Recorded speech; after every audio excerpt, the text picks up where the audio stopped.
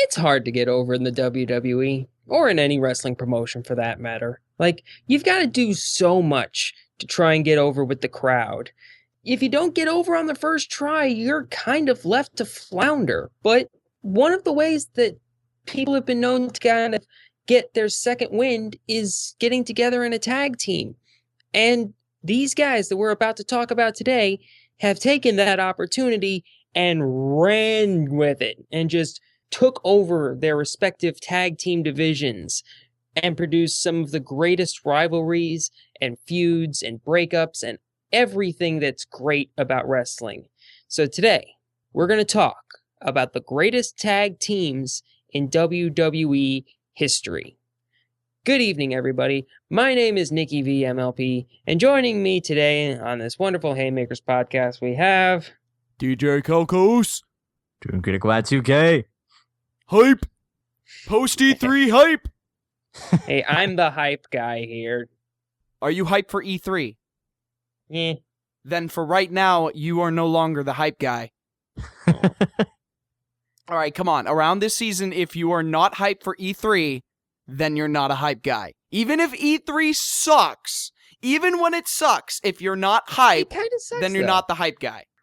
E3 sucked this year.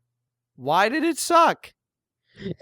Because, well, Nintendo did barely anything. Okay, no, I'm going to stop you right there. Nintendo's conference was god-fucking awful. Besides, I mean, I'm glad that they're able to have fun with their directs, but God, that was so boring and just really disrespectful to the fans of their franchise. I know, I get it. Entitlement is a big thing, but good God. Anyway, go on. Yeah, like they hardly did anything. Like the only company that did anything kind of interesting was Bethesda, and they kicked the shit out of everybody. Well, a lot of people liked Sony's conference. Yeah, Sony was all right. I like how we went from talking about wrestling to E3. I was about to say, what is this podcast about again? Wrestling, We're promoting WWE 2K16, which is probably going to suck balls worse than 2K15 did. Just watch, it's going to be take effort. Just watch. It's gonna be one of the best wrestling games ever. Just watch. It's gonna be hilarious. Like, here's the thing: we'll know that a WWE game is legitimately great when it has a strong showing at E3. Yeah.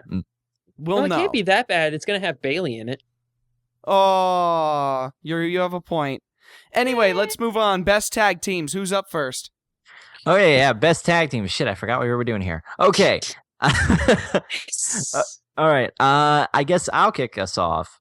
When you think about tag teams, you want to think about the big three. You know, whenever tag teams are brought up, the main tag teams that are always brought up to me are Dudley's, Edge and Christian, and the Hardys. I want to talk about the Hardys to kick this off. I feel it's fair we start off with the big three, and in my mind, the best out of the three. The Hardy Boys, Matt and Jeff. And I guess we could count Lita, but that's Team Extreme, so maybe, kind of, sort of. Yeah, we kind of had this sort of issue going into this video as to whether we were just exclusively doing two-person tag teams or, like, factions. And I think we're going to do a factions video at some point down the road. But for right now, just Matt and just Jeff. Yes. Yeah. The thing is, I can't even count Team Extreme as like a true tag team or even like as a part of the Hardys because Lita never went off ladders. What defined the Hardys during their strong run during the Attitude Era and all the way up to the beginnings of the Ruthless Aggression Era was the ladder. Okay, the ladder match was something that Shawn Michaels and Bret Hart and Razor Ramon started doing to make things more interesting. So how do we spice up the tag team division? The Hardys are like, shit, man, let's bring in some ladders. And they made ladder matches great. They made the ladders their element. The great thing, though, even though you take away the ladders from the Hardy Boys, Matt and Jeff worked great as their own little awesome thing. They had Matt, who was the more ground-based guy, and he had Jeff, who was the more daredevil kind of guy. Their original run, when they started off with I think it was was it the Brood, or is that Edge and Christian? No, the Brood was Edge and Christian. Then where did Matt and Jeff start? Were they were the new Brood. Like after, right. Okay, yeah, they were the they tanked with Gangrel after Edge and Christian left. Yeah, when they did that, when they were teaming up and going up against Edge and Christian, they found their element there. Now, when they moved off of that, though, people were wondering, oh, the big three, how are they going to survive, on their own? The Hardys did really well on their own. They had their own fun little segments around, I think, later 2000s. They did some pretty interesting stuff. But the great thing about the Hardys is that they were pretty simple to work with. You put these guys in just about any ladder match, and it's going to be great because they had a unique offense. And they had, I guess I want to say, a great ring presence, I think. They didn't really talk much. They weren't great talkers. They left it all in the ring. Matt and Jeff really didn't, their strong suit wasn't really talking. They were decent, but part of them being such a great tag team was that they were actual family. They were brothers. They actually grew up together, wrestled on trampolines together when they were kids. They had that camaraderie with each other where they could just wrestle with each other, and they had that connection with each other. You see it sometimes with the Usos, or when they can wrestle and not just fucking slap each other a bunch, the Bellas. That the family thing really does help a little bit, I'd say. But yeah, it's really cool to see the Hardys' origins, how they started from trampoline wrestling and then moving up to the big time. The other good thing that I like about the Hardys is that even though they split up, I think what makes a good tag team is not only the people that are in it, but what they do after as well. Yeah, because they both had pretty good runs after they went their separate ways. Matt was basically a solid mid-card guy who had a really great run as United States champion with going against MVP, and he was ECW champ for a while. That was cool. And Jeff became WWE freaking champion. He had some really great feuds. He really pushed himself right up to fighting Triple H and Edge, and then he had a really stupid feud with Matt. And well, we don't talk about that stupid feud, but thing is, though, even though they left WWE, they were still great on their own when they were with TNA, I think. They went to TNA. I disagree. I disagree. One word. Sting. Second word. 2011. Third word. I know exactly where you're going with this. Third word. Jeff Hardy got bombed off of his fucking ass, went into the ring. Eric Bischoff told them to just end it in 5 seconds. They did. And the match that people paid a lot of money to see was over. And Sting went up the ramp and said, I agree with your chants of bullshit. I agree. That was Jeff Hardy when he moved over to TNA. Okay, my bad. You gotta remember, Jeff Hardy is high off his balls 24/7, and TNA doesn't have a wellness policy, so... Well, Matt did okay in TNA, I guess. Well, yeah, but Matt, as far as I know, is fairly sober. And on top of that, he doesn't, he's not high enough to do the crazy shit that Jeff does. The thing is, though, with Matt and Jeff, whether they be single or as a tag team, they are legendary. I would not be surprised if they put them into the Hall of Fame at some point for maybe just the tag team stuff, but you got to acknowledge that these guys are great on their own, and I think they're even greater as a tag team. Jeff's got to go sober before Hall of Fame. Yeah, it's sober and maybe one final run for one of the two in the WWE. Which I'm not 100% sure is going to happen, but maybe. It might. Maybe. Moving on, Nikki, you're up. All right. So I got a storyline for you. At Survivor Series, I think it was 1990, The Undertaker debuted. And holy fuck was it a debut. He wrecked shop, just completely tore through the Survivor Series tag match he was in. His team beast modes off of his back. He's undefeated for about a year. And then his kayfabe brother, speaking of brothers, comes along, beats him more thoroughly than anybody had ever beaten the Dead Man before. And then he goes undefeated for a year. So you've got this story where these two guys who are absolute dominant powerhouses in the WWE, and their storyline includes the fact that they're brothers. So you just knew that at some point The Undertaker and Kane would form some type of unholy tag team. And sure enough, they eventually became the Brothers of Destruction. God damn. These guys were fucking crazy. It's like you have one guy who's unstoppable. You have another guy who's unstoppable. Hey, let's put them together. It's like 30 fucking times the unstoppable. Yeah, because when you've got a team of two unstoppable guys like that, it's like, fuck, who do you pin? Like, normally there's a lesser of the two guys who takes pins, but who takes pins out of those two? Probably Kane. Kane's the one who can probably suffer least from it because Undertaker rarely gets beat. Oh, yeah, but still, you get my point. It's fucking Undertaker and Kane. Like, that team alone is just freaking, well, at least back when they were, tagging together, is freaking tough as hell at the top. Wow. Like, these two guys, pretty much the complete antithesis of what we were just talking about with the Hardys. Like, they weren't going to wow you with, like, high-flying aerial stuff, although I would love to see somebody try that out of there, but no, these guys would just walk in to their somber-ass music and beat the holy fucking hell out of some people. And it was freaking great, because, like, even though they aren't actual brothers, like, Taker and Kane have a great chemistry with each other, which basically comes from working with each other for the last 25 years or so at this point. So, well, a big thing, though, is during the Attitude Era, during their legendary rivalry in 97 and 98, a lot of people were wondering what would happen if these people actually joined forces. Well, they had to wait like 5, 6 years, 6, 7, 8. I don't remember exactly when they tag teamed, but they had to wait for it, and they got it, and it was awesome. I think it was around like the early 2000s. I guess you could call it a slow burn. Oh, because Kane has fire. And slow burn is a wrestling term. I get it. That's funny. Ha ha ha ha ha ha ha. Yeah, I hate you guys. Okay. God, Calcos is a terrible actor, and yet he's still a better actor than half the people on Total Divas. Give him a hand. Give him a hand. Oh shit.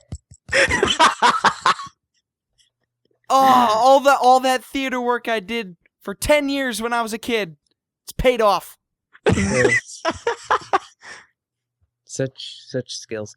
Anyway, back to not dicking around.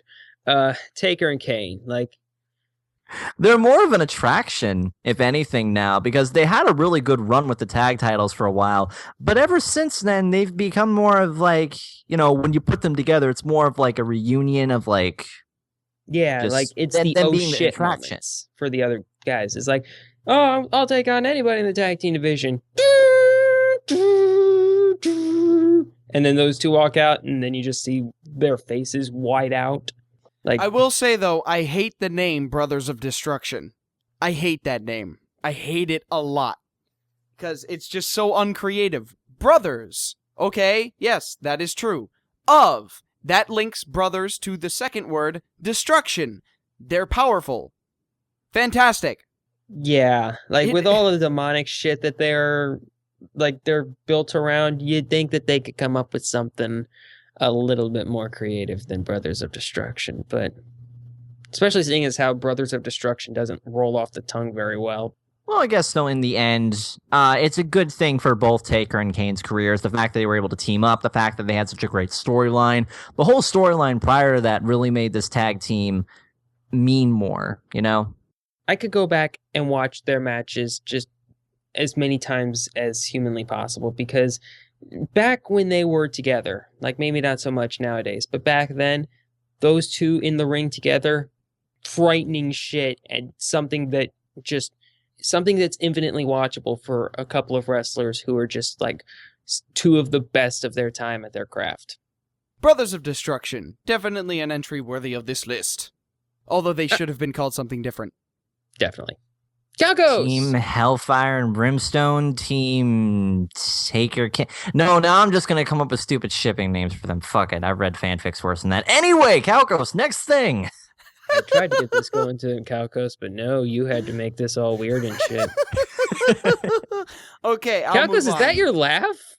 No, the that's one of my laughs. I have like several. It's really weird. Anyway, next up on this list, another one of the big three is on this list, and they are a team that is widely notable, not just in WWE, but first in ECW. These guys ran roughshod throughout the roster for quite a while in ECW, perfecting what is arguably the greatest tag team finisher in history. Yes. And then they moved on to WWE and became world famous with a very simple phrase. Devon, get the tables! I am talking about the Dudley Boyz. Bubba Ray and Devon. Like, okay, the Hardys is Zach's favorite team. I would assume that the Dudleys is Nikki's favorite team. They're definitely up there. They're one of my favorites. I'll definitely say that. Like, the big thing about the Dudleys that I absolutely love is the fact that they are like real-life cartoon characters. Like, you have the Hardys and Edge and Christian, the other two big tag teams back in the day. They were a lot more serious in nature. They took themselves very seriously. But the Dudleys, man, based on just the stuff that Bubba Ray would do, Devon's body language, Bubba Ray's facial expressions, the silly catchphrases, and just the way they would carry themselves kind of made them look like real-life cartoon characters. A big example of this, of course, is Bubba Ray powerbombing Mae Young through a table. that, by the way, was one of the funniest, like, bringing back one of the veterans to pull off a crazy spot that I've ever seen. Like, especially a veteran that at the time was 74 years old. hey, God bless you, lady. But, like, they had the extreminess of the Hardys and the Edge and Christian, but all four of those guys were fairly small guys. Like, they're all under 240 build pounds.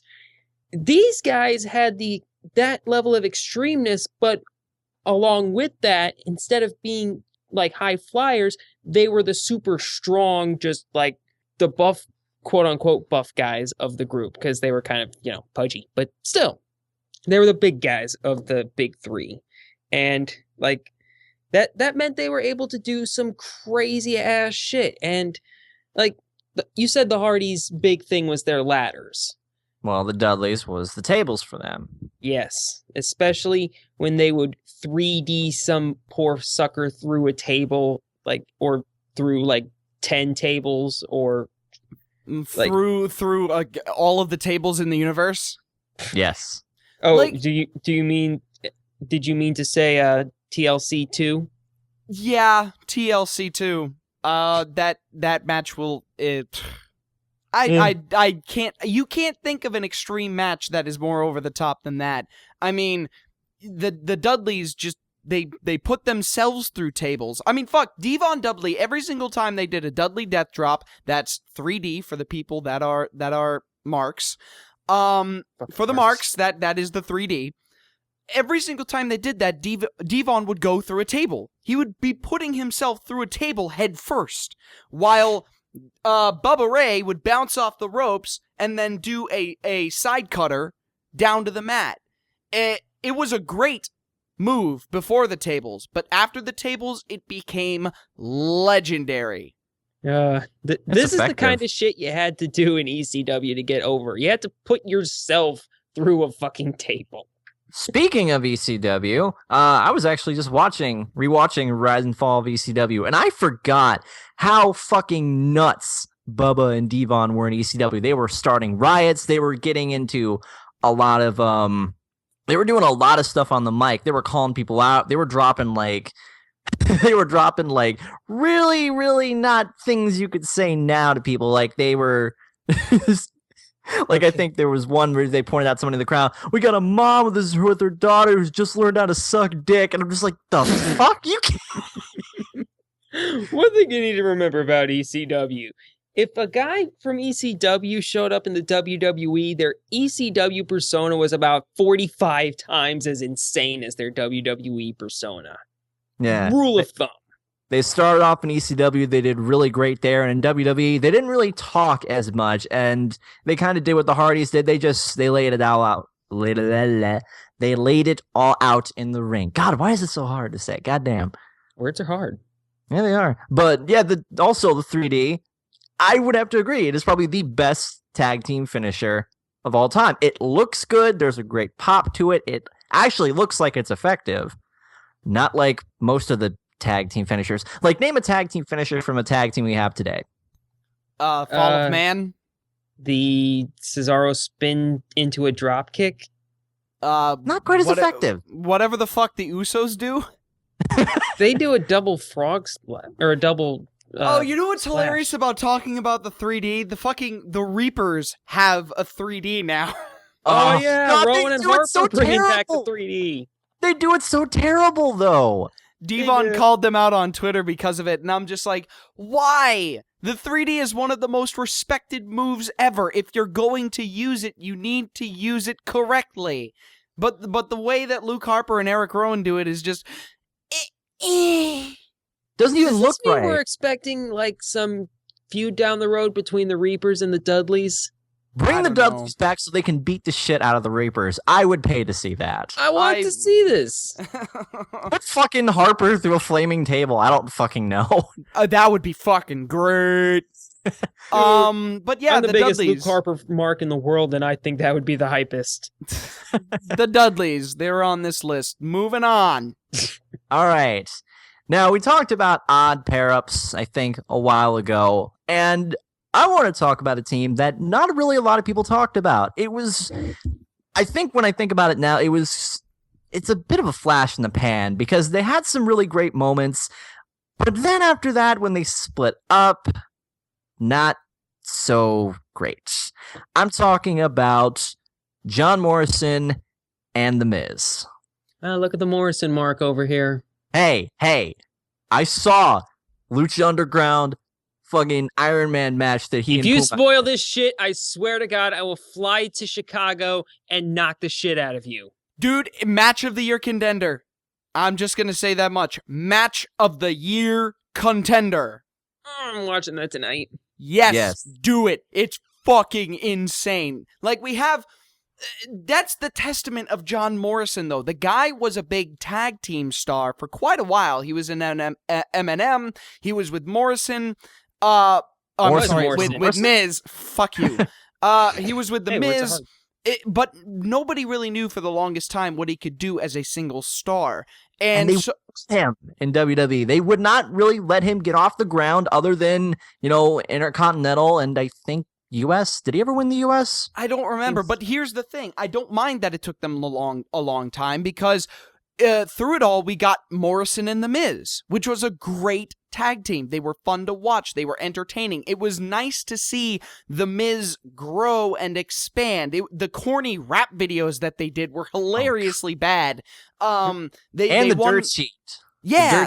It's also really good. They had their own friggin' talk show now. We don't have many good talk shows. I mean, Miz still has Miz TV, but the Dirt Sheet was hilarious. I loved watching any time these guys teamed up because they genuinely looked like they were having fun, and I knew they were supposed to be heels. But back then when I was watching them, I didn't give a fuck. I wanted them to be champions because I felt they worked so well together. Because at the time, Miz still had that fucking dorky fedora and shorts get up, which is still one of the stupidest looks I've ever seen for a wrestler. And then you have Morrison kind of going off on his own, and then he gets the fur coat and the awesome music and the slow-mo. He's doing good as that, but not quite. When you put these two together, though, they had such a great chemistry with each other. They held the tag team championships for quite a while, so they got something out of it. I would have been disappointed, though, had they not gotten the tag team championships, because then it just would have been a flashy gimmick, but they got something great out of it.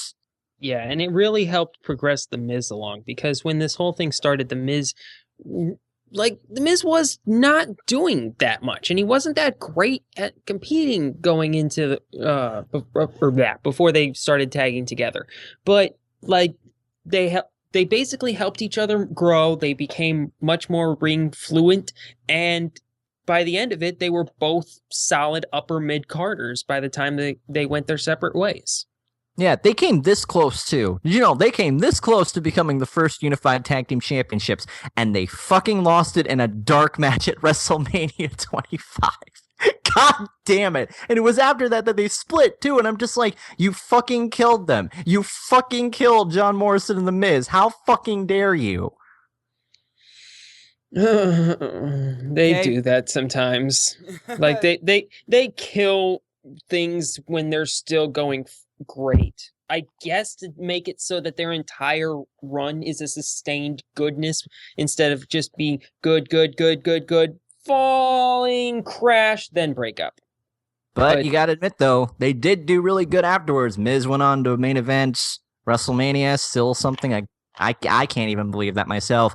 Morrison went on to do good mid-card success, then fucking Lucha Underground. So they got something out of it. It was a good chapter in their careers, so they got something out of it. That's good. The Miz has headlined more WrestleManias than CM Punk.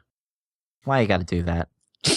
Why you gotta do that? Because it's hilarious! Why you gotta do that, man? Come on. Because it's hilarious! It's funny as shit! Because it's funnier than my slow burn joke.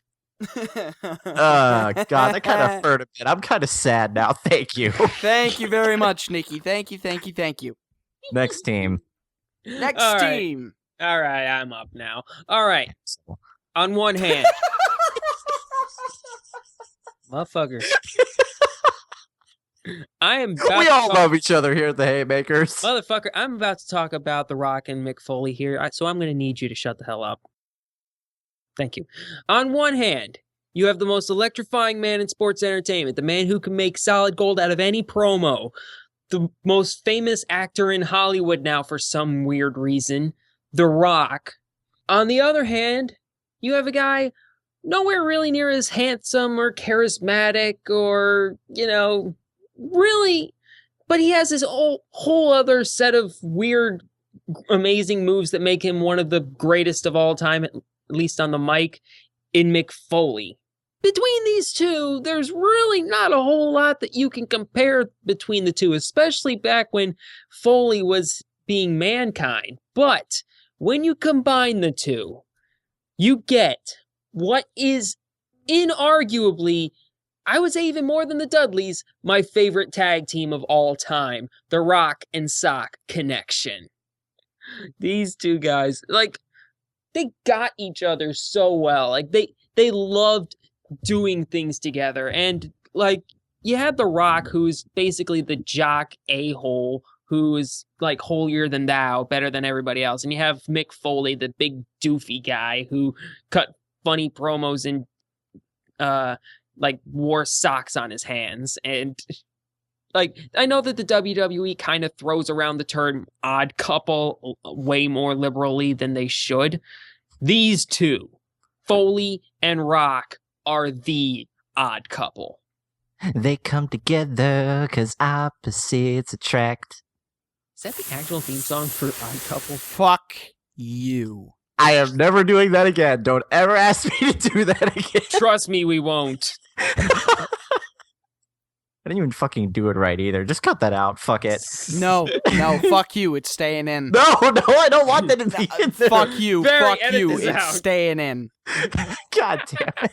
The Rock and Sock Connection is absolutely the biggest odd couple of the WWE. I mean, there's only a few other examples that I can think of that are bigger odd couples. Team Hell No immediately comes to mind. But the Rock and Sock Connection, they were just hilarious because both of them were natural comedians. Both of them knew that perfect comedic timing, and they still know it today. Very articulate, so they were very good at feeding off of each other, and they were the kind of tag team where you don't watch them for their matches, you watch them for their antics, and they were arguably the best at it. I can remember The Rock is cutting a promo with Michael Cole as the interviewer, and then after The Rock leaves off screen, Mick Foley just goes, "Just in case you're wondering, our relationship is strictly platonic." I'm just like, they get it. They understand. They know how to make this work. And then, of course, we've already explained this before in detail, but you cannot forget the This Is Your Life promo in September of 1999. I was just about to say that. You cannot forget that promo. That promo went on for like almost a half an hour. And it was just them bringing out people from Rock's past and him just throwing his catchphrases at them. And it was still the greatest shit. Especially the ending where he was just like, my birthday's May the 2nd, you stupid son of a bitch. Ah! Oh, my God. God, that was a 20-minute build-up to a stupid fucking punchline. But it was so great! Yeah, as I have demonstrated, I love stupid punchlines, so I love it. Man, I've always loved The Rock and Sock. I think it's really great when you have two characters that you wouldn't really expect them to work. You put them together and it works even better than you expected. Like, yeah, we brought up Team Hell No for an example. Rock and Sock, I think, is the perfect example that you can take two things that don't exactly work, you can make them work. And especially with The Rock. You can put anybody with The Rock. The Rock will make him look good. But at the same time, Foley made The Rock look good too. When it didn't just come to their promos, it came down to their matches as well. They had so many great moments, like left and right. Like, I remember I was watching one of the DVDs and they had this thing where Foley was thinking of like, I was like, you know what? I don't think we're quite working together. And like The Rock's like on his phone. He has like one of those smaller phones. He has it right up to his ear and he's like having a different conversation. The Rock's like, the fuck are you talking about? Oh, it's okay, man. We're better off like not together. And The Rock's like, okay, what the fuck? Okay. But it's cool though, because even though they went their separate ways, they had a pretty decent reunion at WrestleMania 20, I thought. Yeah, and the 3-on-2 handicap match against against Evolution, which that has a weird fact about it. Like, it's the only match in WrestleMania history that had more winners in it than losers. Like, because every match has either as many winners or more losers if it's like a multi-man thing. But like the 3-person team of Evolution beat the Rock and Sock Connection. Yeah. Fun fact. Fun fact. Did you know? Shoutouts to Kadikarus. Yes. I guess that brings us to our last team. Now, our last team. Yeah, okay, so we've already talked about the Hardys. We've talked about the Dudleys. Okay, we had to save the best for last. And anybody who's anybody knows that the best is Edge and Christian. All right? Well... No. Okay, look. This isn't a matter of opinion. Okay, you say things like, oh, the Brothers of Destruction are the best tag team. No, Edge and Christian. Oh, the Road Warriors are the best tag team. No, Edge and Christian. Legion of Doom, Edge and Christian. Yokozuna and Owen Hart, Edge and Christian. Dude Love and Steve Austin, Edge and fucking Christian. Best tag team. Al Snow and Steve Blackman? They might be as good. I don't know. Oh man, how did I even remember those guys? I didn't even watch them. Okay, just they were side tag team note. Champions? No, I don't know if they were tag team champions. They had a short stint during the Attitude Era for a couple of months. I just want to remark that Al Snow and Steve Blackman was fucking hilarious. So I'm not knocking them at all. But Edge and Christian is just a league above everybody else. They started in the Brood with Gangrel. The Brood being one of the favorite factions ever, even though they only lasted for a few months. People fucking loved them because they made vampires cool before vampires were cool. Thank you, Twilight, for ruining everything. Dude, they had one of the best ring entrances of anybody ever. Like, they just came up through this ring of fire in the middle of the ramp and just like, whoa. That is so 90s, but it's so cool at the same time. I know. Like, yeah. It's a little lame, but it's way more awesome.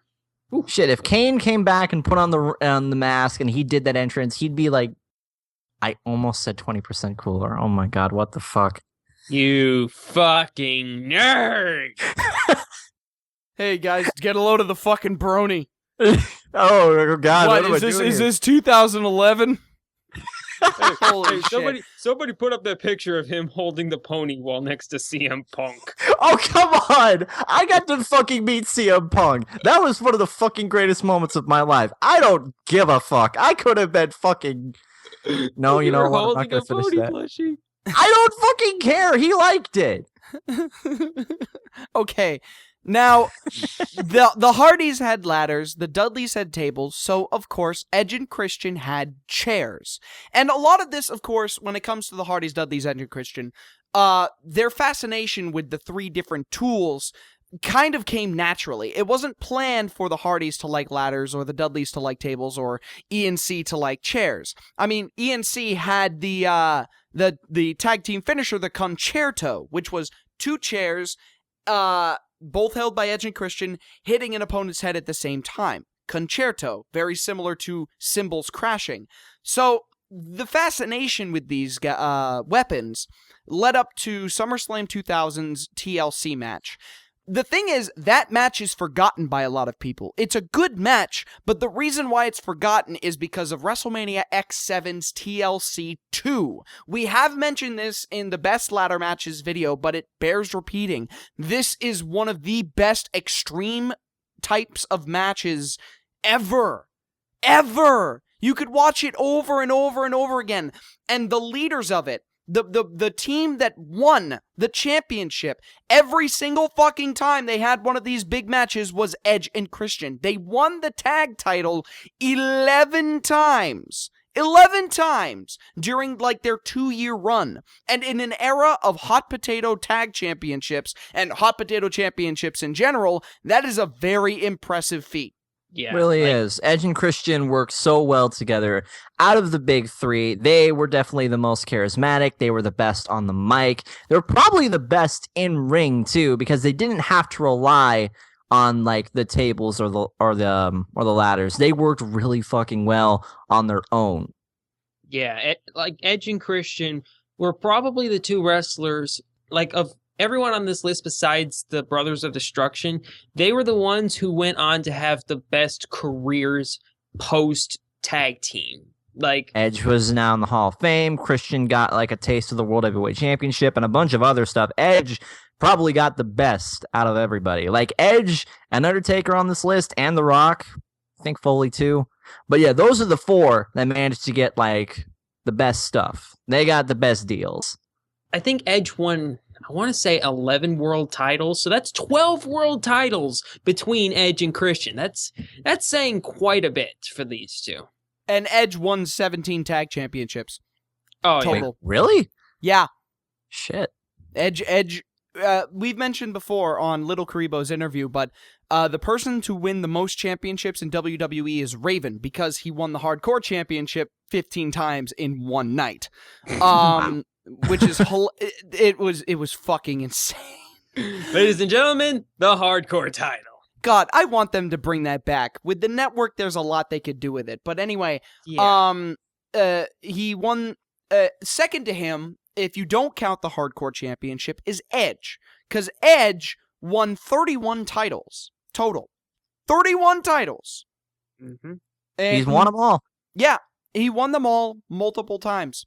Yeah. I don't understand how anybody will ever break that kind of record, and Edge and Christian was the start of that record. And I honestly do believe that Edge and Christian is the best tag team of all time, and very few people are going to disagree with me on that. Yeah, I think it really is hard for me to argue that there really is any other better tag team. I would have to say they were part of the Attitude Era, right? Yes. Mm-hmm. Okay, without a question, I will say that Edge and Christian are the greatest Attitude Era tag team. We have better modern tag teams, but I will definitely say they are the best from the Attitude Era. Better modern teams? Well, okay, I'm talking past 2000, 2005 onwards. Example, please. Yeah. Fuck, I should have. See, he can't give an example. The fuck is wrong with you? God damn it! I'll think of one. I'm trying to think. Like, what's a great modern tag team that we had? The Usos.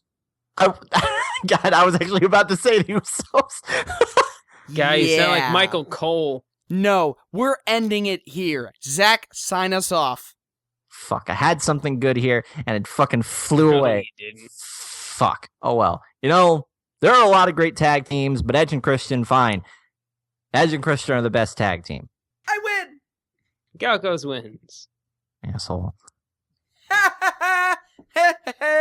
I win again, just like I won the last Trivia Mania. You know what? You shouldn't even fucking talk about that. You won on a goddamn fluke. I will take my title back, goddammit. That title does not fucking belong to you. I screwed up once. You took advantage of that, you opportunistic motherfucker. Fine, you know what? We're gonna settle this later. We're gonna settle this at SummerSlam. Okay? SummerSlam What? for the World Heavyweight Trivia Mania title. It's on! Wait. It is? Can I- Okay. Can I be special guest referee? Okay? Yay! Like, comment, subscribe, throw money at our Patreon, please. Thank Well, you to actually- those who have supported us. I don't want to sound that desperate. I'm very sorry. Okay, yes, support us on Patreon if you feel like throwing us a few bucks. Also, just want to let you guys know as a disclaimer, it does say that we're making like $80, $100 per video on the Patreon. That is incorrect because people have been adjusting their Patreon pledges, so it's actually a lot less than that. So if you look at us and say, well, he's making $400 a month, I'm not. It's nowhere near that amount. So please, if you do feel like donating a few dollars for a month or for forever, go ahead and sign up for Patreon. And yes, you will get a mention at the end of our prediction videos each month. And of course, you will have our undying affection. Thank you. I need to think of a goddamn modern tag team. Hang on, I'm fucking on Wikipedia right now. Are you still recording this? Give me a sec. Okay. D-Generation X. They're a faction. No. Well, that's one. Okay, it's one example. Okay, fine. Fucking shit. Why are there no good modern tag teams? Fuck, the Shield doesn't count. That's a faction. Mm-hmm. Jericho?